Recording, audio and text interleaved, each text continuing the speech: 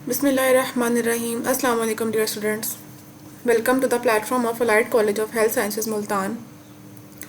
My name is Dr. Samra Akbar and I am a Pharm D graduate from Bahauddin Zakaria University Multan. Students, आज pharmaceutics का हमारा lecture number 9 है और हम chapter number 4 जो है उसको डिस्कस कर रहे थे। आज हम इस चैप्टर का जो टॉपिक है वो आयोनाइजेशन जो है उसको डिस्कस करेंगे कि आयोनाइजेशन जो है ये क्या होती है।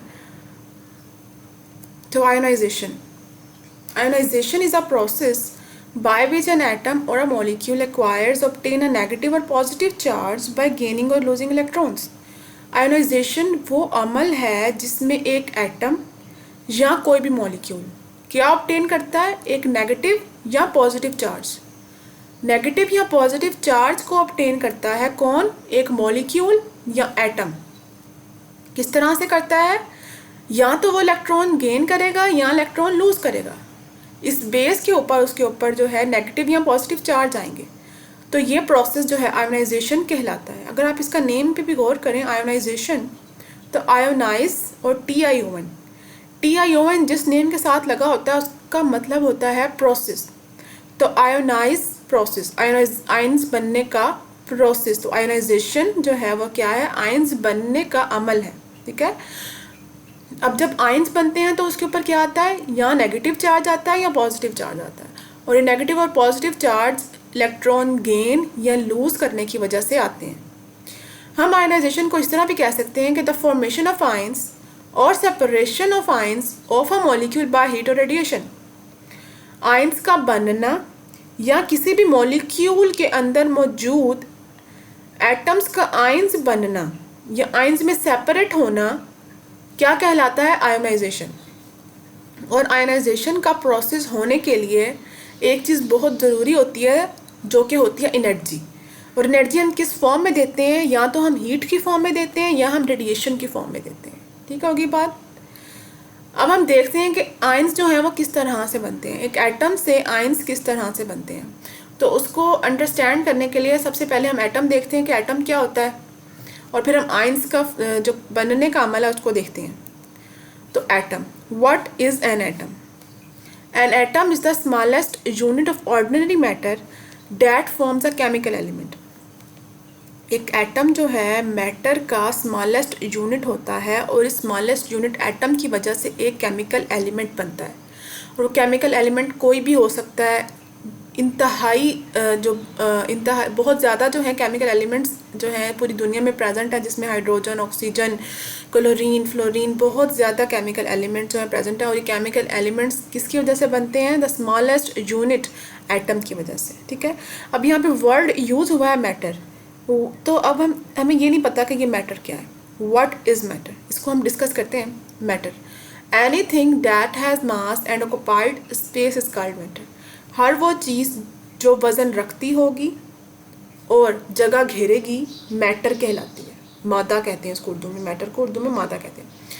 तो हर वो चीज़ जिसका वज़न होगा और स्पेस ऑक्युपाई करेगी मैटर कहलाएगी। और मैटर जो है इसकी 4 स्टेट्स होती हैं, solid, liquid, gas and plasma. ठीक है, सॉलिड में अगर हम मैटर का एग्जांपल लें, अगर हम अपना टेबल देखते हैं तो क्या होता है कि इसका वज़न भी होता है ख़ास, डेफिनेट वेट होता है किसका, और ये एक ख़ास किस्म की जगह भी ऑब्टेन करता है। ठीक है, इस तरह लिक्विड को अगर हम किसी कंटेनर में डालते हैं तो क्या होता है कि वो उस कंटेनर के मुताबिक जो है शेप ले लेता है। ठीक है, मास को स्पेस को पाई करता है और उसका वज़न होता है जब हम उसको वेट करते हैं। इस तरह गैस को जो है हम जब किसी सिलेंडर के अंदर फिल करते हैं तो सिलेंडर के मुताबिक जो है वो स्पेस को पाई करेगा, फिर जब उसको वे करेंगे तो उसका डेफिनेटली कोई ना कोई वज़न भी होगा। ठीक है, एंड प्लाज्मा, प्लाज्मा क्या होता है कि हमारी यूनिवर्स के अंदर जो मौजूद प्लैनेट्स, स्टार्स जो मौजूद हैं वो सारे हमारी प्लाज्मा के अंदर आते हैं। ठीक है, तो क्या है कि every solid, liquid, gas and plasma is composed of neutral और आयोनाइज्ड एटम्स। ठीक है, हर सॉलिड, लिक्विड, गैस और प्लाज्मा जो है न्यूट्रल या आयोनाइज्ड एटम्स के ऊपर मुश्तमिल होती है। अब न्यूट्रल एटम और आयोनाइज्ड एटम्स देखिए, न्यूट्रल एटम्स वो एटम्स होते हैं जिनके ऊपर कोई चार्ज नहीं होता, ना पॉजिटिव चार्ज ना negative charge, they are neutral. और आयोनाइज्ड एटम्स वो होते हैं जिनके ऊपर कोई ना कोई चार्ज होता है, आइदर द पॉजिटिव चार्ज और द नेगेटिव चार्ज। ठीक है, तो अगर एटम्स के ऊपर पॉजिटिव या नेगेटिव चार्ज मौजूद होगा तो वो आयोनाइज्ड एटम्स कहलाएंगे या वो आयन्स कहलाएंगे। सही है। तो हम एटम को इस तरह से डिफाइन कर सकते हैं कि atom is the smallest particle of an element which may और मे नॉट एग्जिस्ट इंडिपेंडेंटली। ठीक है जी, कि एटम जो है किसी भी एलिमेंट का स्मॉलेस्ट पार्टिकल है जो या तो इंडिपेंडेंटली एग्जिस्ट करेगा और या इंडिपेंडेंटली एग्जिस्ट नहीं करेगा। अब आप एक एग्जांपल देखें एटम की। हाइड्रोजन, जो हमारी हाइड्रोजन गैस है वो किन एटम से मिलकर बनी है? हाइड्रोजन के एटम से मिलकर बनी है। इस तरह क्लोरीन गैस क्लोरीन एटम से मिलकर बनी है। ऑक्सीजन गैस जो कि हमारे ज़िंदा रहने के लिए बेहद ज़रूरी है, ऑक्सीजन एटम से मिलकर बनी है। इस तरह आयरन है, कैल्शियम है, कैल्शियम हमारी मिनरल है एक, फिर नियोन है, आर्गोन, ये हमारी जो है ये नोबल गैसेस हैं। ये हमारी ये सारी एग्जांपल्स हैं एटम के अंदर आती हैं, और भी बहुत ज़्यादा एग्जांपल्स जो हैं एटम के अंदर आती हैं। अच्छा, अब हम स्ट्रक्चर ऑफ एन एटम को थोड़ा सा डिस्कस कर लेते हैं। आप लोगों ने अपनी बेसिक क्लासेस में जो है स्ट्रक्चर ऑफ एन एटम पढ़ा हुआ है, तो अभी हम रिकॉल कर लेते हैं कि स्ट्रक्चर ऑफ एन एटम क्या होता है। Atom consist of two basic parts, दो बेसिक पार्ट्स पर ये मुश्तमिल होता है, जिसमें न्यूक्लियस होता है और इलेक्ट्रॉन्स होते हैं। कौन से दो बेसिक पार्ट्स होते हैं इसके? Nucleus and electrons. इलेक्ट्रॉन्स जो हैं एटम के वो पार्टिकल्स होते हैं जो न्यूक्लियस के अराउंड रिवॉल्व कर रहे होते हैं। ठीक है, और न्यूक्लियस जो है वो उसका सेंट्रल पार्ट होता है। न्यूक्लियस सेंट्रल पार्ट होता है, इलेक्ट्रॉन्स जो है उसके ऑर्बिट में जो है न्यूक्लियस के बाहर जो ऑर्बिट है उसके अराउंड जो है रिवॉल्व कर रहे होते हैं। And nucleus contains two elements. इस न्यूक्लियस सेंट्रली जो लोकेटेड न्यूक्लियस है इसके अंदर दो एलिमेंट्स होते हैं, प्रोटॉन्स एंड न्यूट्रॉन्स। ठीक है, तो हम कह सकते हैं कि एटम जो है उसके पास तीन बेसिक पार्टिकल्स होते हैं, इलेक्ट्रॉन्स, प्रोटॉन्स एंड न्यूट्रॉन्स। क्या है? इलेक्ट्रॉन्स हैं, प्रोटॉन्स हैं और न्यूट्रॉन्स हैं। इलेक्ट्रॉन्स कौन से थे? इलेक्ट्रॉन्स वो हमारे पार्टिकल्स थे या एलिमेंट्स थे जो किसी भी एटम के सराउंडिंग में उसके जो ऑर्बिट मौजूद हैं उसके अंदर जो है वो रिवॉल्व कर रहे होते हैं। जैसे कि ये इलेक्ट्रॉन है सारे, ये भी इलेक्ट्रॉन्स, ये सारे इलेक्ट्रॉन्स हैं। ठीक है, फिर प्रोटॉन्स और न्यूट्रॉन्स क्या थे? ये हमारे न्यूक्लियस के अंदर मौजूद थे, एटम के न्यूक्लियस के अंदर मौजूद थे न्यूट्रॉन और प्रोटॉन। अब यहाँ पे देखें आप कि जो ब्लू जो एटम्स यहाँ पे मौजूद हैं, सॉरी ब्लू जो दो पार्टिकल्स मौजूद हैं ये न्यूट्रॉन्स को रिप्रेजेंट कर रहे हैं, और जो रेड पार्टिकल्स मौजूद हैं ये प्रोटॉन्स को रिप्रेजेंट कर रहे हैं, और इनको कंबाइनली हम न्यूक्लियस कह रहे हैं। ठीक है, तो एटम के तीन बेसिक पार्टिकल्स होते हैं, इलेक्ट्रॉन्स, प्रोटॉन्स एंड न्यूट्रॉन्स। सही हो गया। अब आप इसकी थोड़ी एक्सप्लेनेशन पढ़ लेते हैं कि एटम जो मैंने अभी आपको बताई है, every atom is composed of a nucleus and one और more electrons revolving around the nucleus. हर एटम जो है न्यूक्लियस पे मुश्तमिल होता है और इलेक्ट्रॉन्स पे मुश्तमिल होता है जो कि न्यूक्लियस के अराउंड रिवॉल्व कर रहे होते हैं। द न्यूक्लियस फिर किस किस चीज़ों से मिलकर बनता है? Is made up of one और more protons and a number of neutrons. या किस किस से मिलकर बनता है? प्रोटॉन से या न्यूट्रॉन से। ठीक होगी बात। अब हम डिस्कस करते हैं कि प्रोटॉन्स, इलेक्ट्रॉन्स और न्यूट्रॉन्स के ऊपर किस तरह के चार्जेस होते हैं। ठीक है, क्योंकि एटम जो है वो क्या होता है कि वो जो है ओवरऑल न्यूट्रल होता है। कोई भी एटम जो है जब वो प्रेजेंट है तो वो न्यूट्रल होता है। ठीक है, वो न्यूट्रल किस तरह से होता है? तो protons have a positive electric charge. Protons जो है इनके पास हमेशा पॉजिटिव इलेक्ट्रिक चार्ज होते हैं। The electrons have a negative charge. Electrons हमेशा नेगेटिव चार्ज ऑक्यूपाई रखते हैं। ठीक है जी। फिर है जी the neutrons have no electric charge, they are neutral. Neutrons के पास कोई भी इलेक्ट्रिक चार्ज नहीं होता, ये न्यूट्रल होते हैं। अगर हम इसको याद भी रखना चाहें, प्रोटॉन्स पी से पॉजिटिव चार्ज, प्रोटॉन्स के पास हमेशा पॉजिटिव चार्ज होता है। Neutrons N no charge, N से एन नो चार्ज, और यहाँ न्यूट्रल भी, तो यहाँ पे कोई चार्ज नहीं होता न्यूट्रॉन्स के पास। और इलेक्ट्रॉन्स की बात करें तो यहाँ इसको हमें थोड़ा सा याद करना पड़ेगा कि इसके अंदर नेगेटिव चार्ज होता है। ठीक है, तो प्रोटॉन्स के पास हमेशा पॉजिटिव चार्ज होता है, इलेक्ट्रॉन्स के पास हमेशा नेगेटिव चार्ज होता है। न्यूट्रॉन्स जो हैं ये हमारे न्यूट्रल होते हैं। ठीक है, देखें हमारा जो एटम है वो न्यूट्रल क्यों होता है? क्योंकि हमारा जो कोई भी एटम इस दुनिया में मौजूद है उसके नंबर ऑफ प्रोटॉन्स और नंबर ऑफ इलेक्ट्रॉन्स हमेशा बराबर होते हैं। जितने नंबर ऑफ प्रोटॉन्स प्रेजेंट है एक एटम के अंदर उतने ही इलेक्ट्रॉन्स प्रेजेंट हैं, उतने ही इलेक्ट्रॉन्स उसकी ऑर्बिट के अंदर जो है वो सराउंडिंग में जो है रिवॉल्व कर रहे होंगे। ठीक है, तो पॉजिटिव चार्ज जितने प्रेजेंट होंगे नंबर ऑफ प्रोटॉन्स, दो नंबर ऑफ प्रोटॉन्स प्रेजेंट है, दो चार्जेस प्रेजेंट है। इस तरह दो इलेक्ट्रॉन्स रिवॉल्व कर रहे हैं तो दो नेगेटिव चार्ज प्रेजेंट है, तो इन दोनों नेगेटिव और पॉजिटिव चार्जेस ने आपस में एक दूसरे को अट्रैक्ट करके उस एटम को न्यूट्रल कर दिया। कोई भी एक्स्ट्रा चार्ज नहीं बचा तो वो एटम न्यूट्रल हो गया। ठीक है, इसीलिए जो हमारा एटम है वो हमेशा न्यूट्रल होता है। ठीक होगी बात। अब एटम हमने कहा कि न्यूट्रल होता है, ठीक है, ये बात समझ आ गई। लेकिन एक एटम से आयन किस तरह बनता है, और हम कह रहे थे कि एटम के ऊपर चार्ज होता है कोई, ठीक है ना, तो वो किस तरह से आता है, ठीक है, वो हम देखते हैं कहते हैं कि if an atom has more और fewer electrons than protons then it has an overall negative और positive charge respectively such atoms are called ions.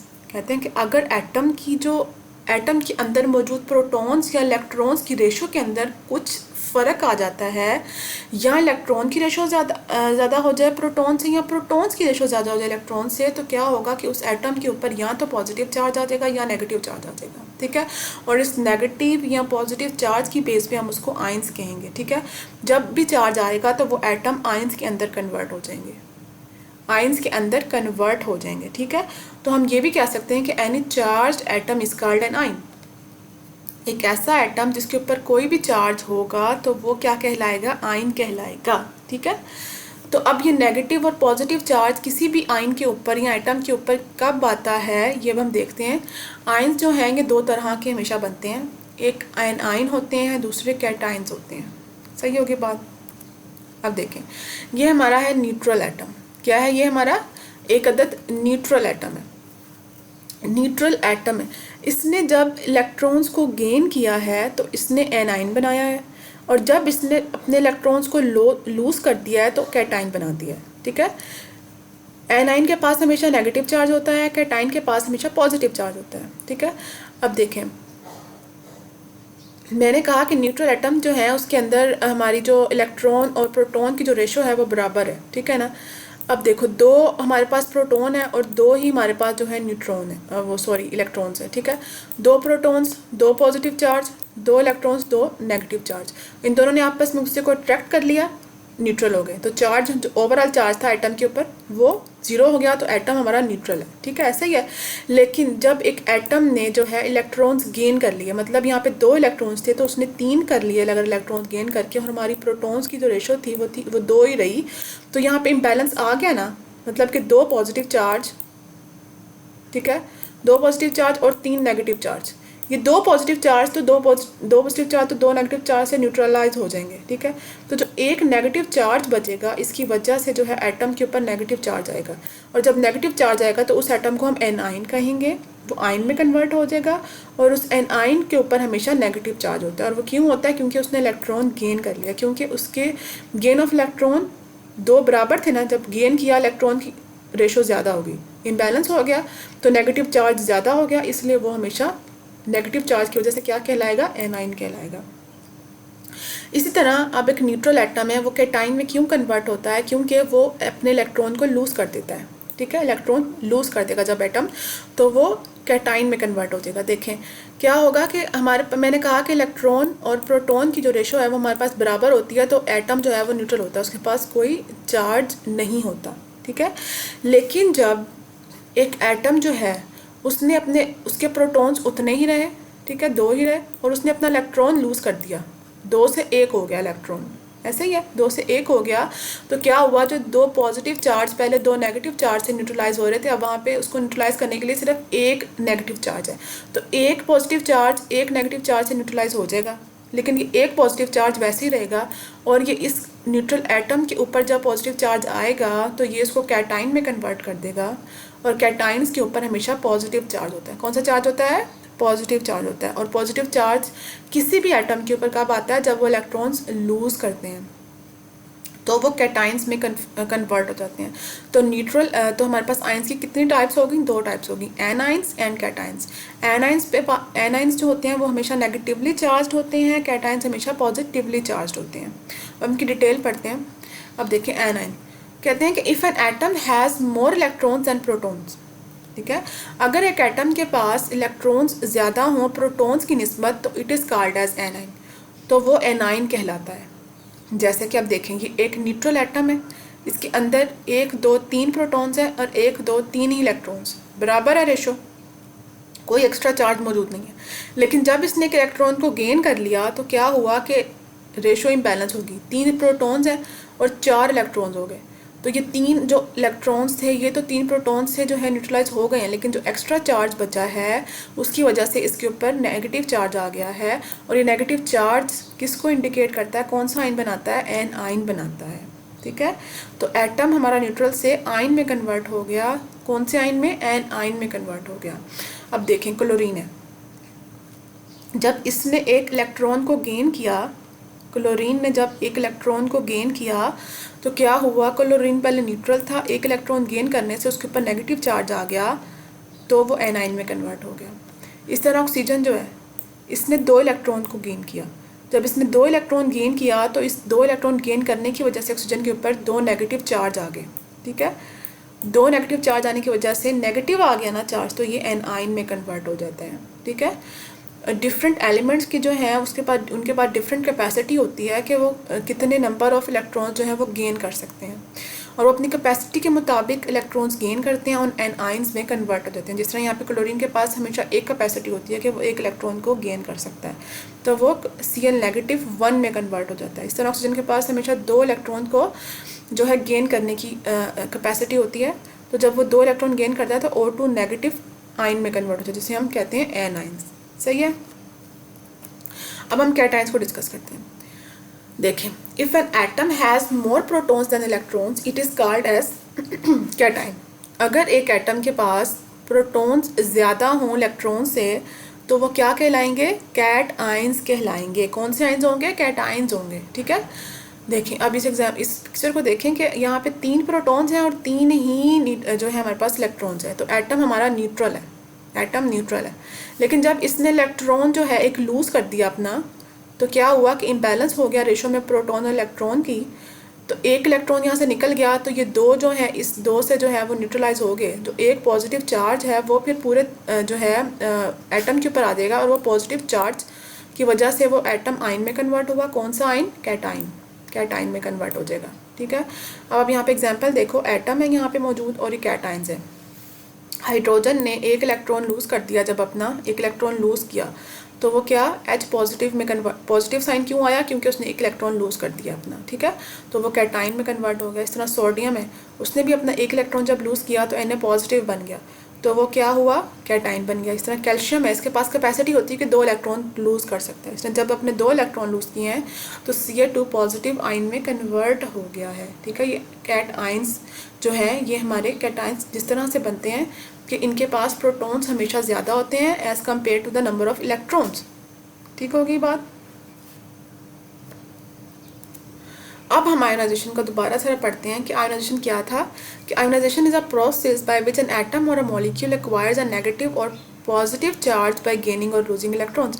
अब ये गेनिंग और लूजिंग इलेक्ट्रॉन्स की समझ आ गई ना, कि किस तरह से उसने गेन किया है तो उसके ऊपर कौन सा चार्ज आ गया है, नेगेटिव चार्ज आ गया, और उसने लूज़ किया तो उसके ऊपर पॉजिटिव चार्ज आ गया। ठीक है, तो आयोनाइजेशन वो प्रोसेस है, वो अमल है जिसके अंदर कोई भी एटम या मॉलिक्यूल जो आयन में कन्वर्ट होता है तो उसके आयन्स नेगेटिव या पॉजिटिव चार्ज जो हैं वो ऑब्टेन कर लेते हैं।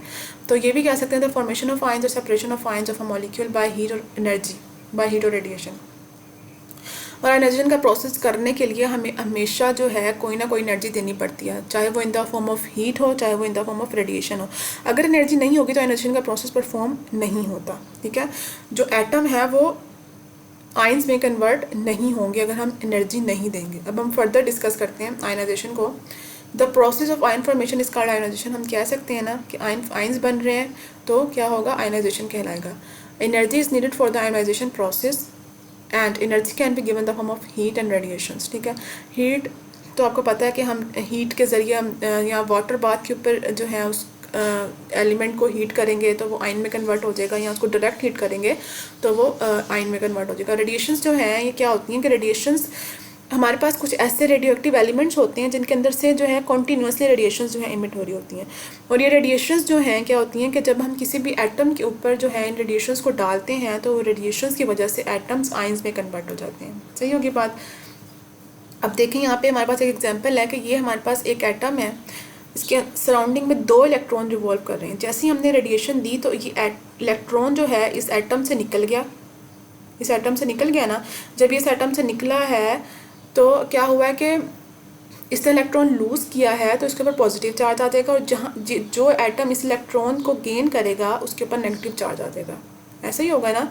तो ये प्रोसेस है आयोनाइजेशन का कि हम हीट देने की वजह से इलेक्ट्रॉन जो है उसको बाहर निकाल देते हैं। ठीक है, मतलब कि उसकी इतनी एनर्जी नहीं रहती कि वो इस ऑर्बिट की एनर्जी से ज़्यादा हो जाती है उसकी एनर्जी। ठीक है, जब उसकी एनर्जी ज़्यादा से ज़्यादा हो जाएगी इस ऑर्बिट की एनर्जी से, तो वो वहाँ से निकल जाएगा ना, क्योंकि जितनी एनर्जी उस ऑर्बिट के अंदर रहने के लिए रिक्वायर है उससे तो ज़्यादा होगी ना उसकी एनर्जी, तो वो वहाँ से निकल जाता है।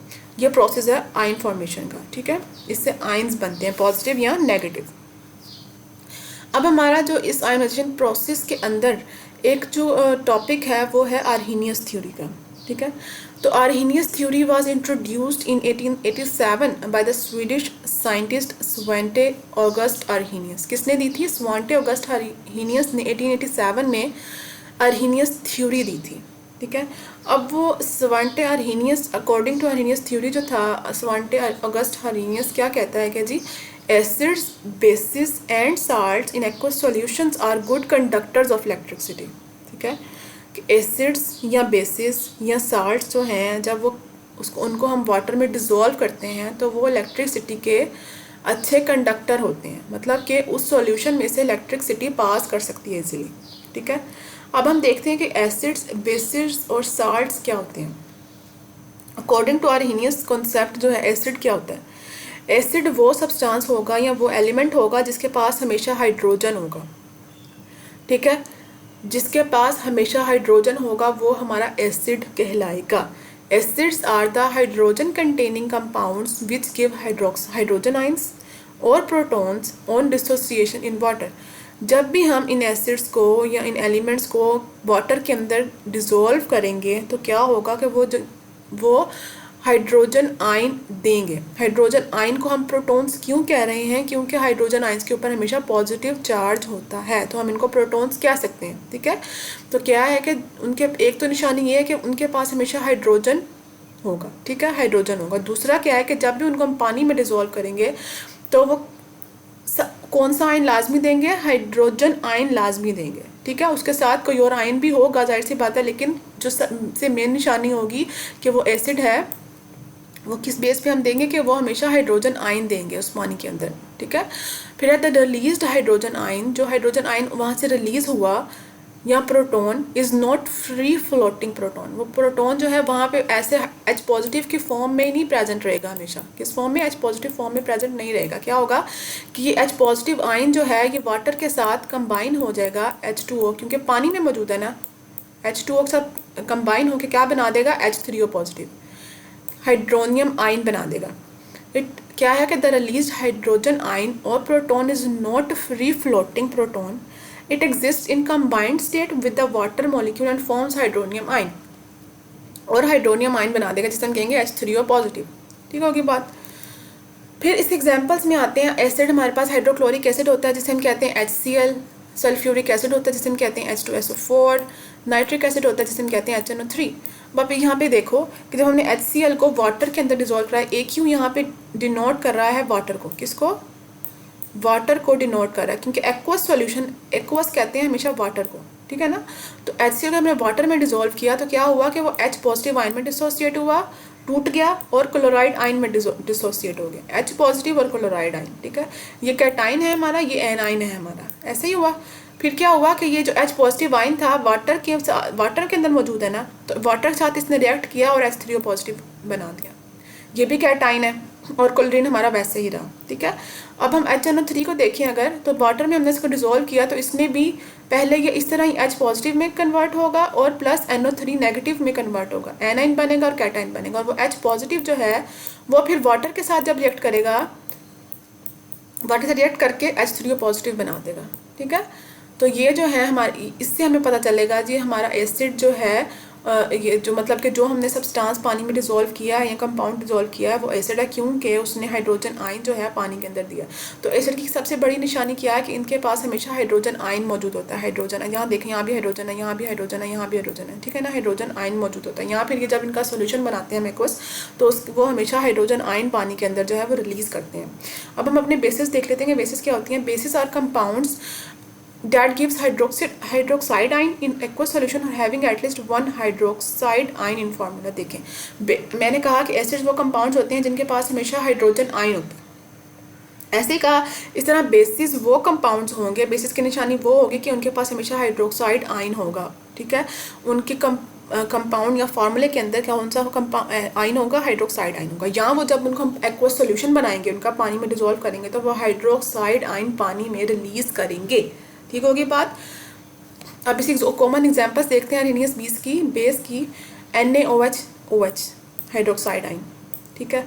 पोटाशियम हाइड्रोक्साइड आइन, कैल्शियम हाइड्रोक्साइड आइन 2 hydroxide ions, magnesium hydroxide 2 hydroxide ions, ammonium hydroxide 1 hydroxide आइन। तो ये सारी हमें OH देखने से हमें पता चल रहा है कि जी ये बेसिस हैं, ठीक है। उस तरह हमें पीछे स्लाइड में पता चल रहा था जी कि H है, तो ये हमारे एसिड्स हैं। ठीक होगी बात। इस तरह अब हम इसकी एग्जाम्पल्स देखें। Na positive plus OH negative, हमने वाटर में डिजोल्व किया तो किस में चीज़ में डिसोसिएट हो गया है, Na पॉजिटिव में और OH नेगेटिव में, ठीक है। हाइड्रोक्साइड आयन उसने बना दिया वाटर के अंदर, ठीक है। इस तरह पोटाशियम हाइड्रोक्साइड को जब हमने पानी में डिजोल्व किया तो पोटाशियम कैटाइन बना और हाइड्रोक्साइड हमारा एनाइन बन गया, ठीक है। तो ये जितने भी हमारे बेसिस होते हैं, जब इनको पानी के अंदर डिजोल्व करते हैं तो क्या होता है जी कि ये एक कैटाइन बनाते हैं और एक एनाइन बनाते हैं। जो एनाइन होता है हमेशा हमारा हाइड्रोक्साइड आयन होता है, ठीक है। अब देखो यहाँ पे 2 हाइड्रोक्साइड आयन बन रहे हैं, मैग्नीशियम हाइड्रोक्साइड में भी 2 हाइड्रोक्साइड आयन बन रहे हैं और अमोनियम हाइड्रोक्साइड में 1 हाइड्रोक्साइड आयन जो है वो बन रहा है जब हमको पानी में डिसॉल्व करते हैं, ठीक है। अब हम देख लेते हैं हमारे साल्ट्स क्या होते हैं। तो जो हमारे साल्ट्स हैं ना, ये वो केमिकल कंपाउंड हैं जो कंसिस्ट होते हैं कैटाइंस पे और एनाइंस पे। किस पे मुश्तमिल होते हैं, कैटाइंस पे या एनाइंस पे। इन दोनों के मिलने से जो हमारे पास कंपाउंड बनता है वो साल्ट कहलाता है, ठीक है।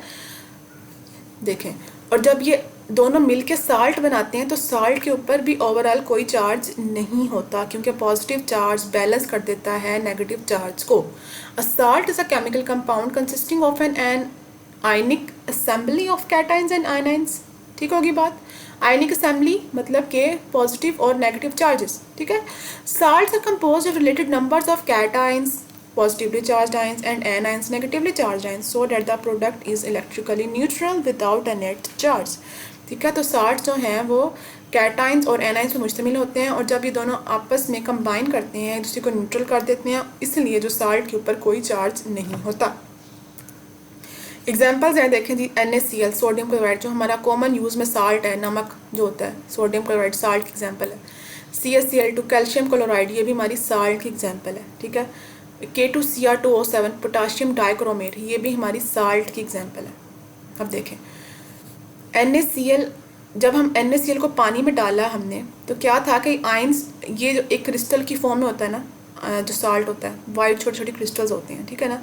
तो जब ये वाटर के साथ कॉन्टैक्ट में आते हैं साल्ट डिज़ोल्व होता है। साल्ट जब डिज़ोल्व होता है तो ये डिसोसिएट होता है into sodium and chloride ions में।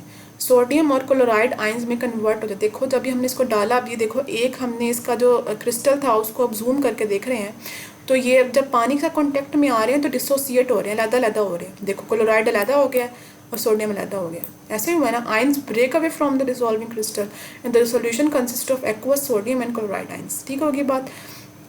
तो NaCl सॉलिड को जब हमने पानी में डिजोल्व किया तो Na पॉजिटिव आइन कैटाइन बना है हमारे पास, Na पॉजिटिव और क्लोराइड बना है, एनाइन जो है हमारा वो क्लोराइड आइन बन गया, ठीक है। तो जब ये पानी के अंदर डिजोल्व हो जाते हैं तो ये हाईली इफेक्टिव जो है, हाईली गुड कंडक्टर होते हैं इलेक्ट्रिसिटी के। इन आइंस की प्रेजेंस की वजह से जो बिजली आराम से जो है गुजर सकती है, ठीक है। तो आज जो हमने पढ़ी हैं चीज़ें, वो क्या पढ़ी हैं हमने चीज़ें, आज हमने एक एटम का बेसिक स्ट्रक्चर जो है इसको डिस्कस किया है, ठीक है, जिसमें प्रोटॉन्स इलेक्ट्रॉन्स मोस्टली जो है इसको देखा है और हमने ये देखा है कि एक एटम से एक आयन किस तरह से बनता है, ठीक है। और फिर हमने आयंस जो है उसकी टाइप्स देखी हैं कि वो पॉजिटिव होगा तो उसको कैटाइन कहेंगे, नेगेटिव होगा तो एनाइन कहेंगे, ठीक हो गया बात। फिर हमने आयनाइजेशन प्रोसेस थोड़ा डिस्कस किया, फिर हमने आयनाइजेशन प्रोसेस के अंदर आर्हेनियस थ्योरी को डिस्कस किया, ठीक है। आर्हेनियस थ्योरी के अंदर हमने एसिड्स, बेसिस और साल्ट्स जो हैं इनको डिस्कस किया है। अब हमारा जो नेक्स्ट लेक्चर होगा वो होगा आयनाइजेशन का, जो फर्दर जो टॉपिक रह गया है उसको हम कंप्लीट कर लेंगे इंशाल्लाह, जिसमें हम इलेक्ट्रोलाइट्स को पढ़ेंगे। मेनली जो है हम इलेक्ट्रोलाइट्स को पढ़ेंगे और स्ट्रेंथ ऑफ एसिड्स और बेसिस देखेंगे, ठीक है। और फिर हम इसकी एप्लीकेशंस ऑफ आयनाइजेशन जो है उसको डिस्कस करेंगे, ठीक है। ये जो चीज़ें आप लोगों को यहाँ पे जो मैंने बताई हैं ये आप लोगों ने अपनी नोटबुक में नोट डाउन कर लेनी है ताकि आप लोगों को जो है ये याद रखने में आसानी रहे, ठीक है। उम्मीद करती हूँ कि आपको लेक्चर जो है वो समझ आया होगा और अगर नहीं समझ आया होगा तो आप लोग मेरे से क्वेश्चन पूछ सकते हैं आराम से, ठीक है। और thank you for your concentration and अल्लाह हाफिज़।